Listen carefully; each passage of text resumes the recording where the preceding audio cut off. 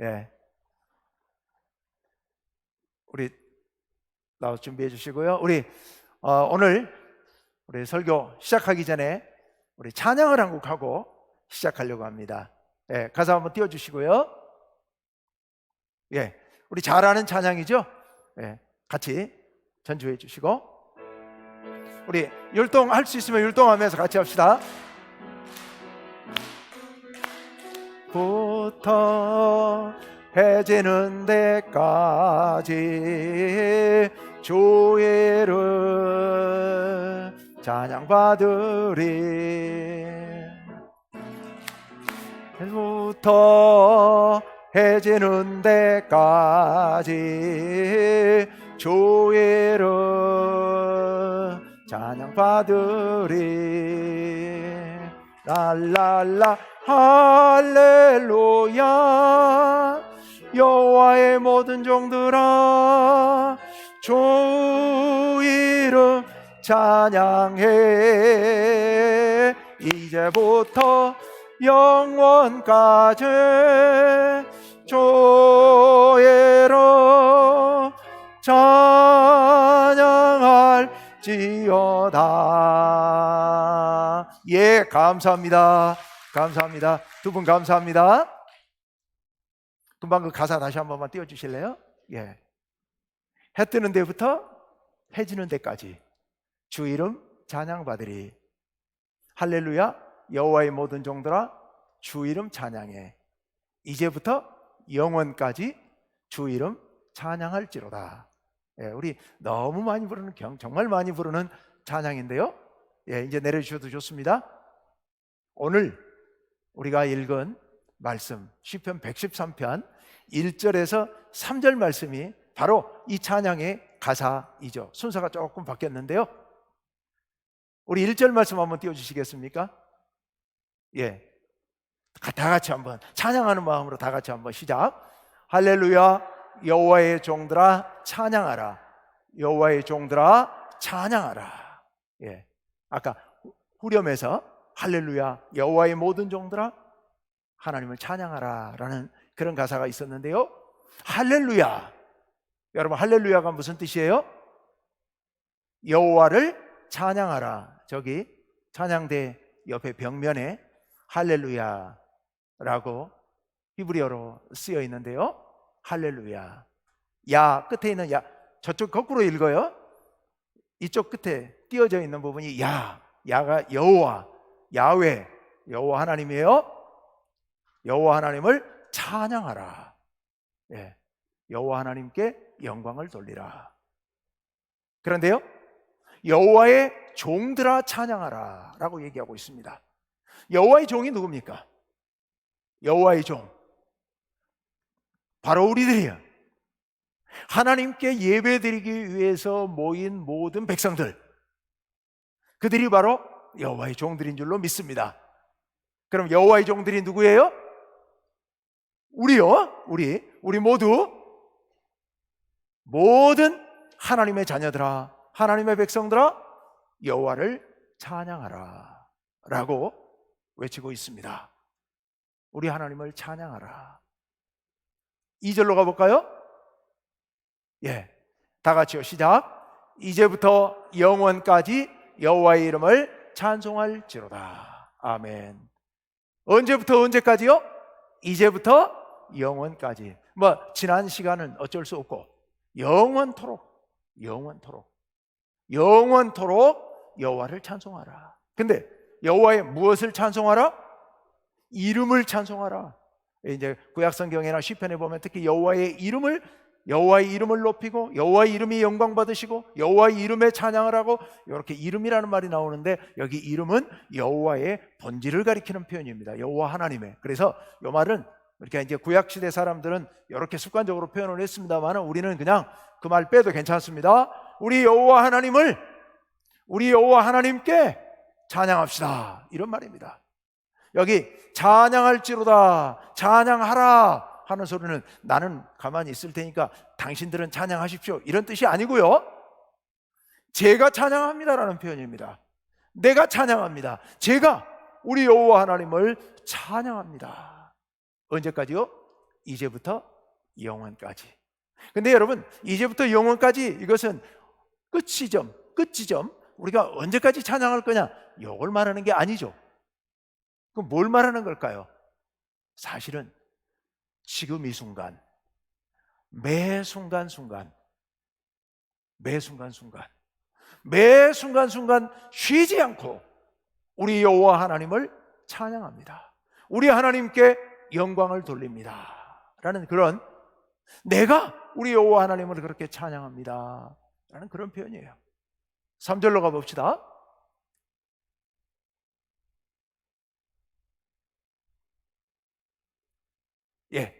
다 같이요, 시작. 해 돋는 데서부터 해 지는 데까지 여호와의 이름의 찬양을 받으시리로다. 아멘. 어디서부터 어디까지요? 해 돋는 데서부터. 아까 우리 찬양에서 해 뜨는 데부터 해 지는 데까지. 해가 어디서 떠요? 동쪽에서. 해가 어디로 집니까? 서쪽으로. 근데 이제 요거는 뭐 우리 과거 시각으로 그런 거고, 우리가 오늘날 과학적으로 본다면 해가 어디서 떠서 어디로 져요? 뭐 뜨고 지는 데가 없죠. 뱅뱅 돌고 있죠. 그래서 뜨는 데도 지는 데도 없이, 즉 온 천하 모든 곳에서, 온 천하 모든 곳, 그래서 시작도 끝도 없이 그 모든, 우리가 처한 모든 곳, 우리가 상상할 수 있는 모든 곳, 그곳에서 여호와의 이름을 찬양합니다. 여호와 하나님께 영광을 돌립니다 라는 그런 표현입니다. 여러분, 이 고백이 여러분들의 고백이 되시기를 간절히 바랍니다. 평생토록, 영원토록, 모든 곳, 모든 일, 모든 상황 가운데서 여호와 하나님을 찬양하시는 여러분 되시기를 간절히 바랍니다. 근데 왜 찬양하느냐? 왜 여호와 하나님을 이렇게 찬양하기를 바라느냐? 4절로 가봅시다. 다 같이요, 시작. 여호와는 모든 나라보다 높으시며 그의 영광은 하늘보다 높으시도다. 우리 여호와께서는 모든 나라보다 높으시고 모든 그 영광은 하늘보다 높으십니다. 모든 나라보다 높으시다. 이게 무슨 의미일까요? 여기서 말하는 나라는 통치 권력을 얘기합니다. 왕들을 얘기하고 왕의 통치력을 의미합니다. 각 나라마다 왕들이 있죠. 그 왕들이 다스리고 있죠. 근데 우리 하나님은요, 그 나라들, 각 나라의 모든 나라, 온 세상에 있는 모든 권력보다 더 위에 계신 분이 하나님이시고, 그 모든 나라들의 모든 통치자들을 다스리시는 분이 여호와 하나님이시죠. 그러니 여호와 하나님은 온 세상을 다스리시는 분이십니다.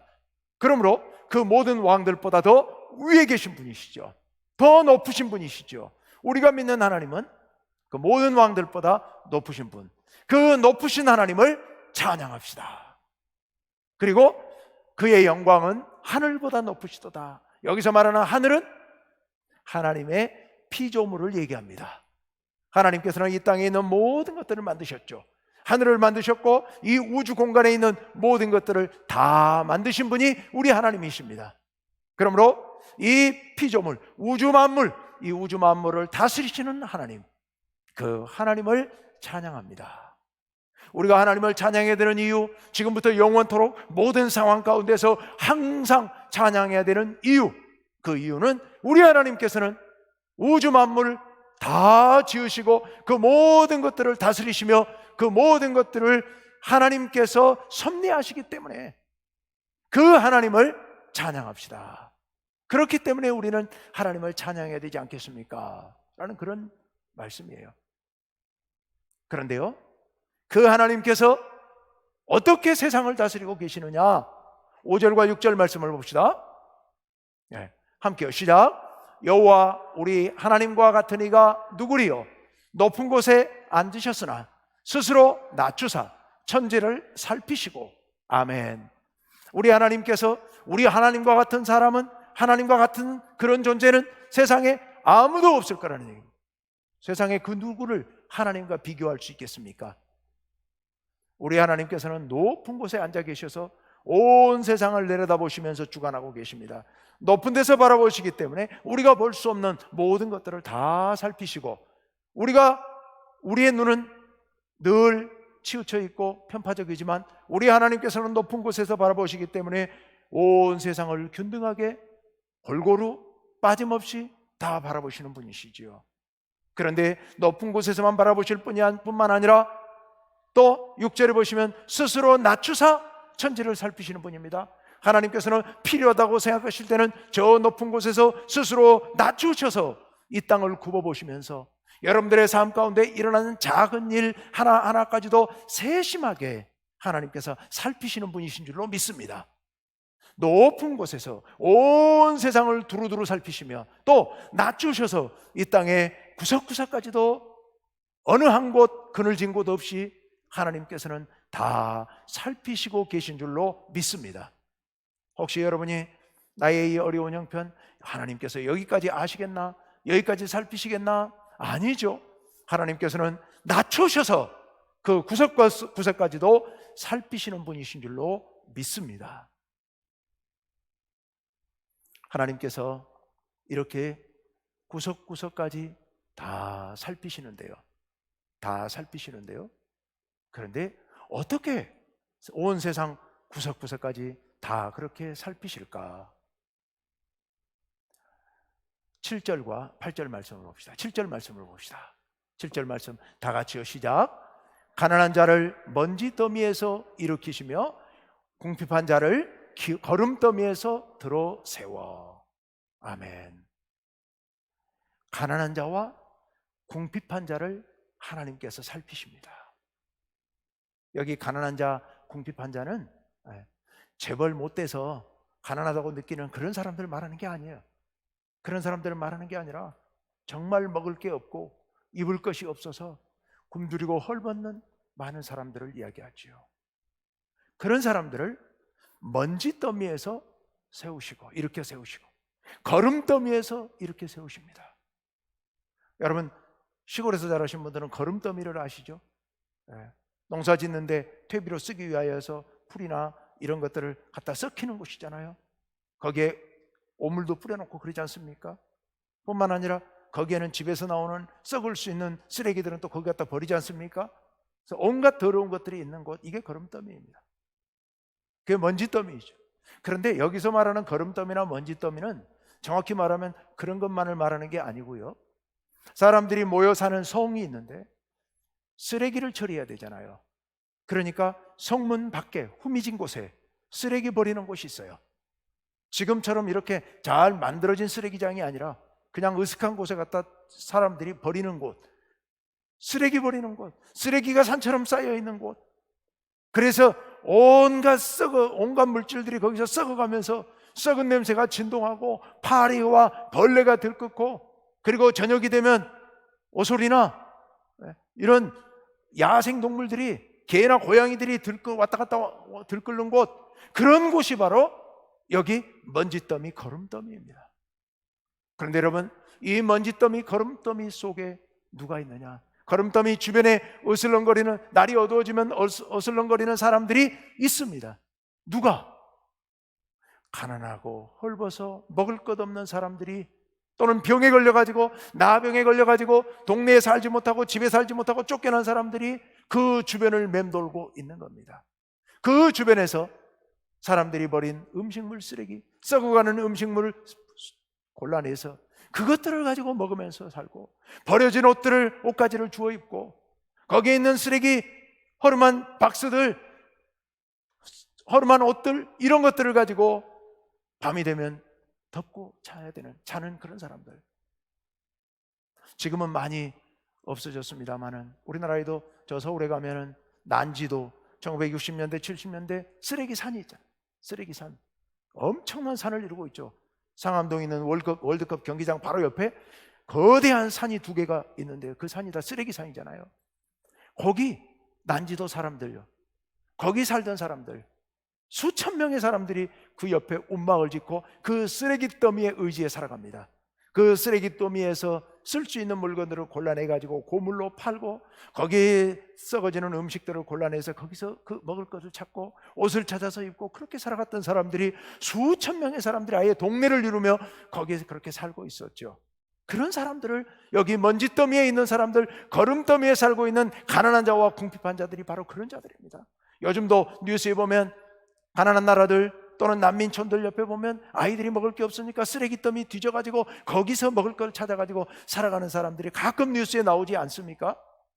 바로 그런 사람들을 얘기하고 있는데요, 우리 하나님께서 저 높고 높은 곳에 계시는 하나님, 그리고 온 세상을 다스리시는, 세상의 어떤 나라의 권력보다 더 강한 권력을 갖고 계시는 우리 주 여호와 하나님, 창조주 여호와 하나님께서 그런 거름더미, 그런 먼지더미, 그런 쓰레기더미, 그곳에 있는 사람들을 일으켜 세워주신다는 얘기입니다. 그들을 찾아오셔서 그들을 일으켜 세워주세요. 7절, 8절과 9절을 봅시다. 8절, 지도자들 곧 그의 백성의 지도자들과 함께 세우시며, 그들을 세워주시는데요, 하나님께서 그 거름더미, 먼지더미, 쓰레기더미에 있는 사람들을 세워주시는데요, 어떻게 세워주시느냐? 지도자들과 함께 세워주십니다. 여기 지도자들로 번역해 놨습니다만은 다른 말로 번역하자면 권력자들, 부자들을 얘기하는 겁니다. 재벌들을 얘기하는 겁니다. 하나님께서 이 땅에 존귀와 영광을 누리고 있는 저 높은 자리에 있는 사람들, 그들과 같은 위치로 높여주신다는 그런 말씀입니다. 그들처럼 대통령이 되게 하고 국회의원이 되게 한다는 뜻이 아니라 그들이 누리는 영광, 그들이 누리는 그런 기쁨, 그들이 누리는 행복, 그것을 누릴 수 있도록 이 먼지더미, 거름더미에서 헤매이고 있는 그 죽어가는 사람들, 병자들, 먹을 게 없어 굶주린 그런 사람들을 끌어올려서 그렇게 존귀와 영광을 누릴 수 있도록 높여주신다는 그런 의미입니다. 그러니까 아까 6절 말씀에서 하나님께서 낮추셔서 5절과 6절에서 하나님께서 당신 스스로를 낮추셔서 살피신다고 말씀하셨는데, 그게 바로 그런 의미입니다. 높은 자리에 계시는 하나님께서 저 먼지더미, 쓰레기더미에 뒹굴고 있는 이 가난하고 헐벗고 불쌍한 사람들을, 그들까지 낮추셔서 살펴주시고 그들을 일으켜 세워주시는데, 나라의 지도자들의 반열에 지도자들과 같은 위치까지 끌어올리셔서 그들이 행복을 누릴 수 있도록 그렇게 세워주신다는 그런 의미입니다. 한 발 더 나아가서 이렇게 세워주신다는 게 무슨 의미냐? 9절 말씀 봅시다. 다 같이요, 시작. 또 임신하지 못하던 여자를 집에 살게 하사 자녀들을 즐겁게 하는 어머니가 되게 하시는도다. 할렐루야, 아멘. 옛날에 정말 어려운 사람들 중에 정말 무시당하고 천대받는 사람들이 바로 자녀가 없는 여자들요, 자녀를 낳지 못하는 여자들요, 이혼당하고 집에 있어도 안방에 살지 못하고 문간방으로 쫓겨나야 됐고, 이런 여자들요, 인생에 낙이 없는 여자들요, 이런 사람들 하나님께서 그들을 집에 살게 하신다. 여기 집에 살게 하신다는 얘기는 안방을 차지하게 하신다는 얘기입니다. 쫓겨나 저 문간에 아니면 저 뒤에 허스렛집에, 허드렛방에 살던 사람들을 불러서 안방에 살 수 있도록 해주신다. 어떻게 해요? 자녀들을 즐겁게 하는 어머니가 되게 하신다고요. 그러니까 그 태문을 열어서 자녀를 출산하게 하시고 그를 통하여서 영광을 누리도록, 그래서 안방을 차지할 수 있도록, 자녀를 즐거운 마음으로 기를 수 있도록 하나님께서 그들을 살피신다는 그런 의미입니다. 세상에서 스스로 해결할 수 없는 어려운 문제에 봉착해서 그 문제로 인해서 슬퍼하며 고통당하고 어려움 가운데 있는 사람들이 하나님 앞에 울부짖을 때 하나님께서 그의 울부짖음을 들으시고 그의 문제를 해결해 주신다는 그런 의미인 줄로 믿습니다. 우리들이 어려움 당할 때 하나님께서 우리를 찾아오시고 우리의 문제를 해결해 주십니다. 여러분, 기독교는, 종교는 사람들이 스스로 신을 찾고 신을 찾아서 나아가서 신에게 기도하고 그런 게 종교라고 얘기하지요. 그러나 기독교는 아닙니다. 우리가 신을 찾는 그런 종교가 아닙니다. 기독교는 어떤 종교입니까? 하나님께서 우리를 찾아오시는 것을 믿는 종교가 우리 기독교입니다. 하나님께서 우리를 친히 찾아오십니다. 먼지더미, 거름더미, 쓰레기더미까지 찾아오시는 분이 우리 하나님이시죠. 제가 오래전에 하나님 말씀을 붙들고 말씀을 묵상하면서 깊이 기도하던 중에 환상처럼 하나님께서 제게 보여주신 그런 환상이 하나 있어요. 여리고성에 시각장애인 바디메오가 있었고 예수님께서 찾아오실 때 예수님께서 다가오실 때 그 바디메오가 보였던 반응, 그 말씀을 깊이 묵상하는 중에 예수님께서 거리를 다가오시는 그런 광경. 근데 제가 그 예수님을 좀 만나고 싶어요. 제 문제가 있어서 예수님을 만나고 싶어서 뛰쳐나가서 바디메오처럼 예수님을 소리쳐 부르고 싶습니다. 그런데 나가려다 제가 못 나가고 숨었습니다. 이유는 제 몰골이 도저히 그 환상 속에서 제 몰골이 도저히 말을 할 수 없는 그런, 도저히 사람들 앞에 나설 수 없는 그런 험한 몰골이었어요. 요즘 저 판타지 영화나 드라마 같은 데서 나오는 그 골룸 있죠. 골룸이라고 하는 거 혹시 아시죠? 네, 그런 모습인데 그보다 더 징그럽고 험하게 생긴 게 제 몸에서 웬일인지 뭐가 혹처럼 툭툭 튀어나온 돌기 같은 게 온 얼굴에 몸에 막 툭툭 솟아 있는 거예요. 그걸 감추기 위해서 옷으로 이렇게 덮었는데 몸은 가려졌지만 얼굴에는 가려지지 않아서 얼굴에도 막 이렇게 툭툭 뭐가 막 튀어나와가지고 정말 징그러워서 사람으로 보이지가 않는 그런 몰골인 거예요, 제 몰골이. 근데 그런 몰골을 가지고 사람들 앞에 나가서 막 예수님하고 소리 지를 수가 없어가지고 나오려다가 못 나오고 제가 숲을 사이에 있는 동굴 같은 곳에 숨었습니다. 거기 숨어 있다가 예수님이 다가오시는데 제가 고개를 내밀고 예수님을 봤는데 예수님하고 눈이 마주치자 제가 너무 창피해서 동굴 속으로 숨었습니다. 그때 예수님께서 다가오셔서 그 동굴 속으로 들어오시는 거예요. 저는 동굴, 저 꼬불꼬불한 동굴 저 밑바닥까지 숨어 내려갔습니다. 피했습니다. 내려가 있는데 예수님 그 동굴까지 내려오시는, 바닥까지. 그리고 저를 제 앞에 서시더니 손을 내밀어서 저를 만져주시는데요, 예수님의 손길이 닿는 순간 제 용모가 환히 변하는데요, 빛나는 황금빛으로 막 빛나는 그런 용모로 바뀌는 거예요. 제 모습이 바뀌었는데요, 이게 금발에 한 5-6살 되는 아이 모습이었는데 우리나라 아이가 아니고 저 유럽 아이들처럼 그런 금발에 아주 잘생긴 아이로 확 바뀌었는데요, 와, 정말 막 빛이 나는 그런 모습으로 바뀌더라고요. 너무 행복해서 예수님 손잡고 올라왔던 그런 환상을 제가 기도하는 중에 보았습니다. 그런데 저는 그게 제 인생을, 제 삶을 그렇게 하나님께서 보여주신 거라고 생각합니다. 예수님 만나기 전에 제 삶이 그렇게 보잘것없고 정말 아무나 사람들 앞에 감히 나설 수도 없는 만큼 그렇게 부끄럽고 정말 창피한 그런 존재 아니었는가. 그런데 그런 존재인 저를 예수님께서 찾아오셔서, 제가 만나지 못해서 창피해서 숨어있는 저까지 찾아오셔가지고 저를 만나주시고 만져주시자 제가 변해서, 예수님 만나서 제가 변해서 정말 아름다운 모습으로, 자랑스러운 모습으로 이렇게 변화된 삶을 살게 되었구나. 이게 제 삶이고 이게 내 삶이구나. 자, 그런 생각을 하면서 정말 감사하고, 제가 이제는 정말 주님 앞에서 아름다운 모습으로 주님의 영광에 동참하면서 이렇게 살아야겠구나. 자, 그런 생각을 했었습니다. 여러분, 우리 하나님은 우리를 찾아오시는 분입니다. 구약 성경에 보면 하나님께서 백성들을 찾아오시는 이야기가 곳곳에 기록이 되어 있습니다. 여러분, 소돔과 고모라 성에서 핍박을 받고 어려움을 당하고 고난당하는 사람들이 하나님을 향하여 부르짖을 때 하나님께서 그 부르짖는 소리를 들으시고 그 상황이 어찌 됐는가를 알아보시기 위해서 내려오셔서 그 어려운 이웃들에게 폭력을 행사하던 그들을 심판하셨어요.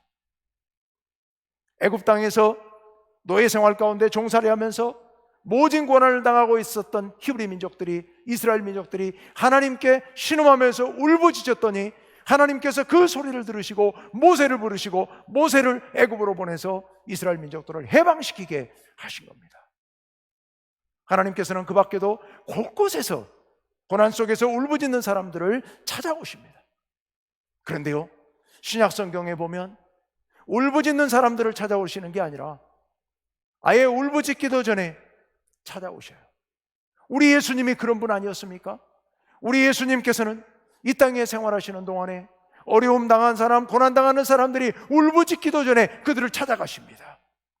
베데스다 연못가에 38년 된 병자, 그 연못가에서 죽어가 된 그 38년 된 병자를 예수님께서는 안식일임에도 불구하고 갈릴리에서부터 거의 200km나 되는 거리를 걸어 오셔서 피곤하신 예수님이 그곳을 찾아가시고 그를 일으켜 세워주시지 않습니까? 18년 동안 척추장애로 꼬부라져서 꼼짝도 못하는 여인을 안식일의 회당에서 예수님께서 고쳐주시지 않습니까? 12회를 혈루증으로 앓고 있었던 그 누구에게도 말할 수 없는 그 창피한, 그래서 말하기 꺼려했던 그 여인의 병을 예수님께서 고쳐주시지 않습니까? 귀신 들려 고생하는 사람들, 지체장애로 고통당하는 많은 사람들, 그 밖에도 수많은 질병들로 인해서 고생하는 사람들을 예수님께서 찾아가 주셨고 그들을 어루만져 주셨습니다. 동네에서 쫓겨나서, 집에서 쫓겨나서 사람들을 만나지도 못했던 나병 환자, 예수님께서 그를 만나시고 그에게 손을 대셔서 그를 고쳐주시지 않습니까? 예수님께서는 공생의 기간 동안 내내 사람들로부터 소외당하고 천시받던 세리들을 만나주셨고, 죄인들을 만나주셨고, 가늠한 여인을 만나주셨고, 고통당하는 많은 사람들, 어려움 속에 있는 사람들을 예수님께서는 찾아가 주셨고 그들을 만나주셨습니다. 오빠가 죽어서 오빠를 잃어버리고 슬퍼하고 있었던 마르다와 마리아를 찾아가 주셨고 그 나사로를 살려주시고요, 사랑하는 아들 죽어서 장례 치르는 그 길에서 고통으로 울부짖고 있었던 그런 여인을, 외로운 여인을 예수님께서 찾아가 주시고 그 장례 상여 안에 있었던 그 죽은 청년을 예수님께서 살려주심으로 그 여인을 위로해 주시지 않습니까?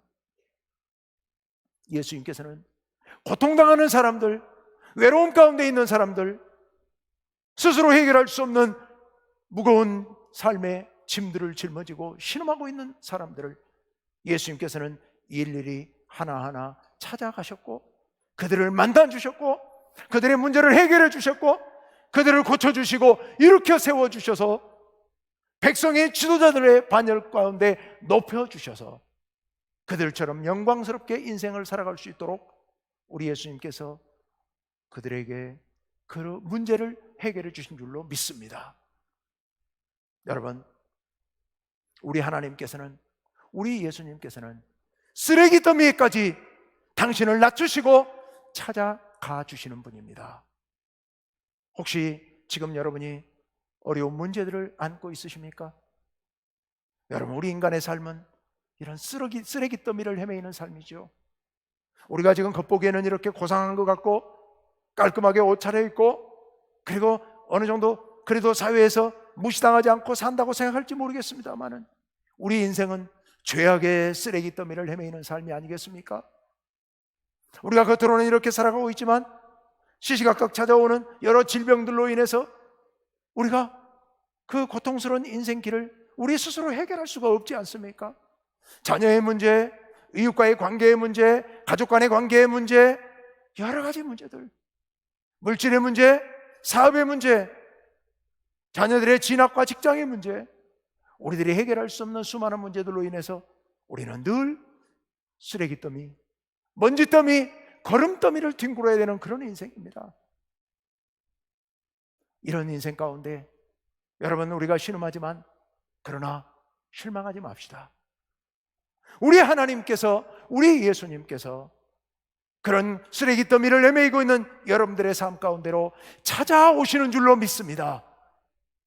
여러분들 옆에서 여러분이 고통당하고 있을 때, 여러분이 신음하고 있을 때, 여러분이 울부짖으며 하나님께 기도할 때 하나님께서 여러분 바로 옆에서 대답해 주시고 여러분을 만나 주시고 여러분을 만져주시고 여러분의 문제를 해결해 주시는 줄로 믿습니다. 여러분을 들어 올리셔서 여러분을 영화롭게 만들어 주시는 줄로 믿습니다. 중요한 것은 여러분 옆에 찾아와 계시는 하나님, 여러분 옆에 와 여러분의 신음소리를 듣고 계시는 예수님을 여러분이 잊지 아니하고 여러분이 생각하고 내 옆에 와 계시는 하나님을 찾고 하나님께 기도하면 하나님께서 손을 내밀어서 여러분의 문제를 해결해 주실 줄로 믿습니다. 그리고 한 가지만 더요. 여러분 주변에 어려움을 만나서 고난당하며 신음하며 낭망하고 절망하고 있는 여러분의 이웃들, 그들에게 여러분이 깨우쳐 주시길 바랍니다. 우리 하나님께서, 우리 예수님께서 여러분 옆에 와 계십니다. 당신 옆에 와 계십니다. 하나님을 찾으십시오. 하나님께 기도하십시오. 하나님께서 당신의 문제를 해결해 주실 겁니다 라고 여러분 주변에 있는 고난당한 이웃들에게 말씀해 주시기를 바랍니다. 그것이 하나님께서 여러분들에게 맡기신 사명입니다.